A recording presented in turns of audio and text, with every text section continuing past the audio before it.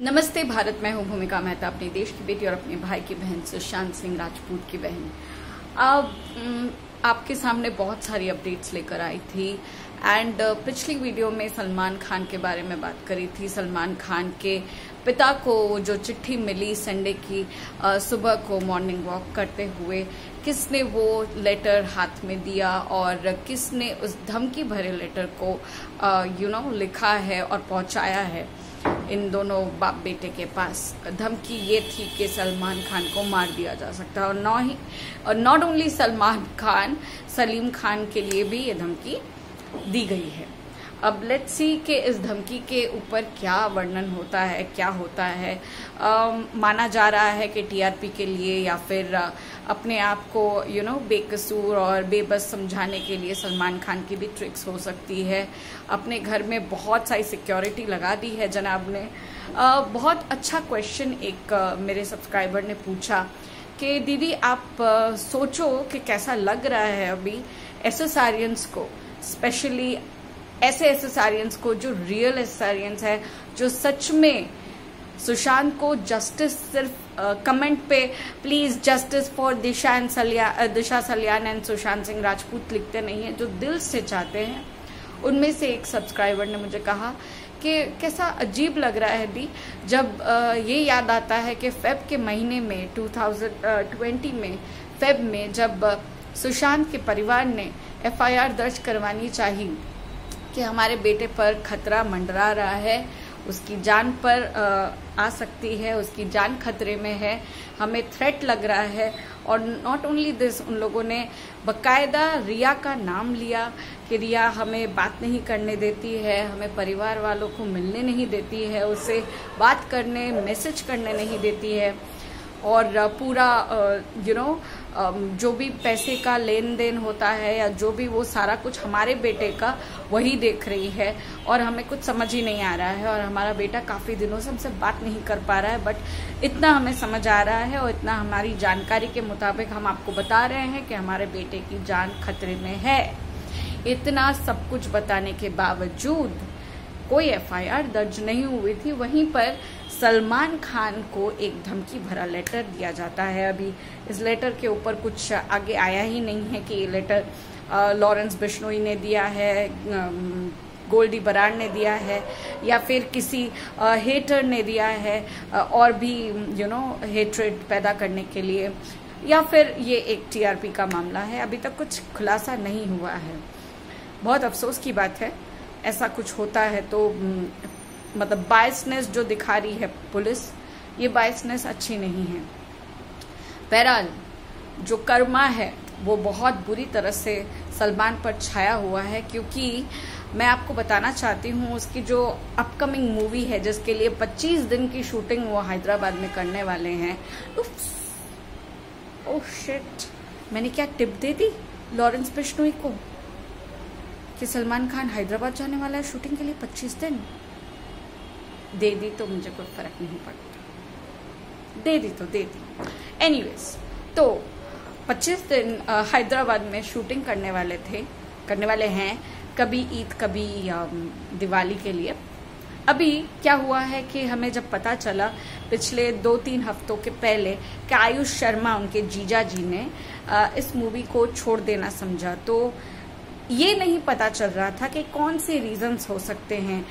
सुना जा रहा था कोई क्रिएटिव इश्यूज है, क्रिएटिव इश्यूज की वजह से आयुष शर्मा ने इस फिल्म को छोड़ देना चाहा, बट अब वजह सामने आ चुकी है क्योंकि ये वजह जग जाहिर हो चुकी है। सलमान खान ने अपनी फिल्म कभी ईद कभी दिवाली का नाम चेंज करके पता है क्या रखा है? भाईजान।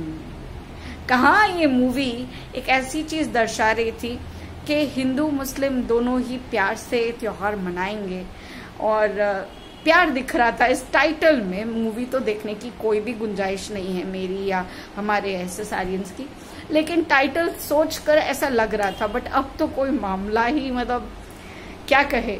अब भाईजान तो सुनने में आ रहा है सूत्रों के हवाले से, व्हाटएवर, सूत्रों के हवाले से ये पता चल रहा है कि आयुष शर्मा को कहीं ना कहीं ये बुरा लग रहा है, और लगना भी चाहिए कि अचानक से जिस फिल्म में उसे लीड रोल दिया जाता है, यानी कि उसे हीरो बनाने की बात करी जाती है, वहां पर अचानक से उसके जीजाजी पूरा का पूरा नाम श्रेय अपने आप में ले लेना चाहते हैं। तो ये तो बहुत पुरानी बात है आयुष, ये तो पहले ही समझना चाहिए था तुमको। एनीवेज तुम भाई उसकी बहन के पति हो, उसके जीजाजी हो, तो ज्यादा कुछ तो नहीं बोल पाओगे। अच्छा किया तुम साइड हो गए, इतने ट्रोलिंग के मामले से तुम साइड हो गए। अभी पता चल रहा है कि उसके रिप्लेसमेंट के हिसाब से आ रहा है सिद्धार्थ निगम।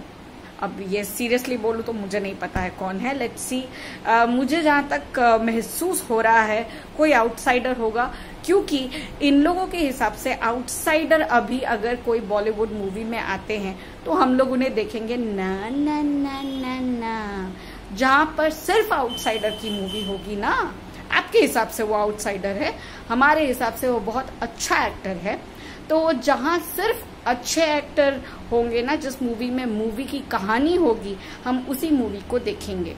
हम कोई भी सलमान, शाहरुख, रणबीर कपूर और कौन है, बहुत सारे स्टार किड्स है, आलिया भट्ट और करीना कपूर हो, जो भी फलाना ढिमका, इन लोगों के नाम भी याद रख के क्या फायदा, इन लोगों की मूवी नहीं देखेंगे।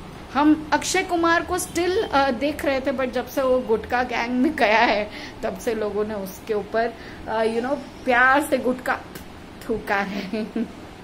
सॉरी, अब क्या कर सकते हैं ना, आदत से लाचार हूं मैं, मतलब सरकास्टिकली।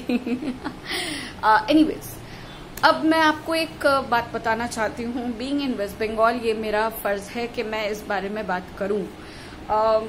शायद लोगों के लिए ये इतना इम्पोर्टेंट मुद्दा नहीं होगा, लेकिन being a person who stays in Kolkata, बहुत ही बुरा लग रहा है। कल मंडे इवनिंग में एक बड़ा हादसा हुआ है भवानीपुर।